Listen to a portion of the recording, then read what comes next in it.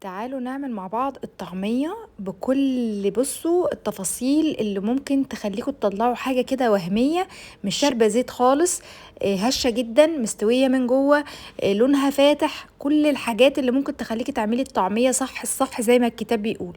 خليكي بقى مركزة معايا في الوصفة وكملي الفيديو للآخر عشان هيفيدك جدا. اول حاجه مقادير الطعميه عباره عن ايه. اول حاجه معايا هنا نص كيلو من الفول اللي هو المدشوش اللي هو بتاع الطعميه. انا نقعته من الساعه 6 الصبح لحد الساعه 12 الظهر، وبعد كده صفيت الميه بتاعته تماما. والحبه بتاعته بتتكسر معاكي بسهوله لما بتنقعيه، بتحسي ان الحبه بقى بدات تتكسر بسهوله معاكي. شويه الشبت والبقدونس والكزبره اللي قدامكم دول، وكام عود من الكرات، العود الاخضر. بس عايزه اقول لكم ان احنا ما نكترش خضار الطعميه، كل ما نكتر الخضار كل ما كان الطعميه غامقه وكانت كمان شاربه زيت. معايا بصلايه متوسطه وثلاث فصوص من الثوم، والبهارات بتاعتي بسيطه جدا اللي هي كمون معلقه كبيره، وكزبره ناشفه معلقه كبيره، ومعلقه فلفل اسود، ومعلقه كبيره من الملح. ممكن تزودي الملح عن كده براحتك، بس انا بحبها معتدله. اول حاجه عملتها ان انا بدات ان انا اقطع الخضار عشان اسهل على نفسي الفرم يعني، لكن هو ممكن يتحط في الكبه سليم، بس انا يعني عشان اسهل على نفسي بدات اقطعه كده ناعم على قد ما اقدر. وما تنسوش ان اهم مكون من المكونات بتاعه الخضار دي هي الكرات، هو اللي بيفرق جدا جدا في الطعميه. اول حاجه جبت الكبه حطيت فيها الفول بالشكل ده، والمفروض ان احنا بعد كده هنحط شويه، يعني احنا بناخد شويات من كل حاجه لان طبعا الكبه مش هتكفي كل ده. خدت بقى شويه من الخضار وبرده شويه من البصل، طبعا هي بصله واحده بس انا خدت منها يعني كام قطعه، وكمان فص من الثوم، وبدات ان انا افرمهم في الكبه بالشكل ده. طبعا العجينه في الاول بتحسي انها مفروله وعباره عن حبات كده جنب بعضها وملهاش اي عجينه، يعني ماهيش عجينه، لازم نضربها كتير جدا عشان تدي القوام اللي احنا عايزينه. وطبعا لو ما حسيناش القوام زي ما احنا عايزين، بصوا هنا برضو مفروله، يبقى هي كده محتاجه سوائل. السوائل دي عباره عن ايه؟ يعني بالظبط ربع كوبايه ميه، مش اكتر من كده. بنحطها وبنلف العجينه تاني. مش قادره اقول لكم بقى بتبقى ازاي بعد ما بتحطي ربع كوبايه الميه، بتتحول العجينه وبتبقى تحفه جدا. بصوا انا هنا بدات اضربها تاني. الضرب هو كل ما تضربي كويس قوي وتحطي السائل بتاعها مظبوط بتدي النتيجه حلوه. هبتدي بقى احط كميات تانية. حطيت برضو الخضار وكمان البصل وبقيه الثوم وكمان الفول، وبدات ان انا اضربهم تاني. وعايزه اقول لكم ان احنا لما بنضرب لازم نخلي العجينه كلها ميه واحده، يعني كل شويه نبدل، نحط شويه من العجينه دي على العجينه دي، ما تبقاش مثلا جزء مفروم قوي وجزء مفروم نص نص، لازم تكون العجينه كلها زي ما بيقولوا ميه واحده. تمام. بصوا بقى العجينه بقت عامله ازاي لما ضربناها كتير وحطينا لها السائل، بقت هشه العجينه بقى، هشه جدا. بصوا العجينه بتنزل من المعلقه ازاي، شايفين؟ ما شاء الله العجينه بقت تحفه كده، يعني 10 على 10.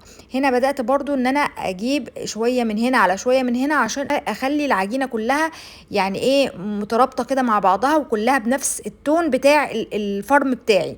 خلاص خلصنا بقى. هنا بدأت ان انا اجيب طبق واحط فيه العجينه عشان نبتدي ان احنا نزود لها البهارات.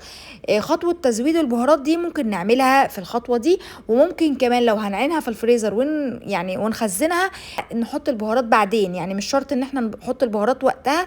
لكن انا بحب احط البهارات واكون مجهزاها خالص على القلي، ما تبقاش محتاجه مني اكتر من الاخر مكون بس اللي احنا بنحطه وقت القلي. انا هنا قلبتها كويس جدا عشان طبعا تكون تمام. وبعد كده هبتدي ان انا بقى ايه اخد منها شويه كده، نبتدي ان احنا ايه نختبرها ونقلي مع بعض. خدت منها شويه كده في طبق وبدات ان انا احط لهم يعني زي بطرف معلقه الشاي كده بيكربونات صودا، عشان بتديها هشاشه كده وبتخلي الطعميه تتنفخ كده وتبقى ايه هشه جدا. بصوا بقى في زيت غزير بنزل راس الطعميه كده، اعمليها بقى زي ما تعمليها، سواء مثلا راس صغيره او كبيره او مثلا مبططه او صوابع براحتك خالص.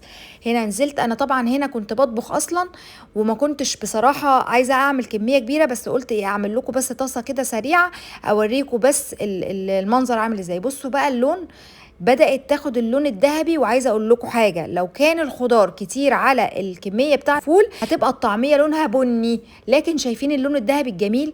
ما شاء الله حلوه جدا، وما خدتش لون بسرعه لانها طبعا بقول لكم خضارها مظبوط على الشعره. بصوا بنقلبها كويس بقى، ونبتدي ان احنا نجيب البتاع اللي بنشيل بيها الطعميه دي، مش عارفه بيسموها ايه. تمام. وبعد كده بصفيها من الزيت كويس جدا وبقدمها. هنا كنت بجيب بقى 3 اكياس عشان نحفظها في الفريزر. طبعا الاكياس دي انا حطيت فيها كميه مثلا حوالي من 10 ل 12 قرص طعميه. الاكياس دي بتحفظ جدا وبتخلي الطعميه ما تلقطش ريحه من حاجه ولا حاجه تلقط منها ريحه، لانها بسحاب كده وبتتقفل بسهوله وبتدخل الفريزر، بتقعد معاكي شهور ولا يجرى لها اي حاجه. خلاص انا هنا عملت 3 اكياس يعني 36 قرص تقريبا من الطعميه، غير ال6 اقراص اللي انا اختبرتهم ووريته لكم في الفيديو. طبعا شوفي تكلفتهم كام لو اشتريتيهم من بره. لو حسيتي ان هي بتوفر لك يبقى لازم تجربي ان انت تعمليها في البيت، ضروري جدا عشان توفري لنفسك. بصوا بقى نفتح واحده كده نشوفها مع بعض.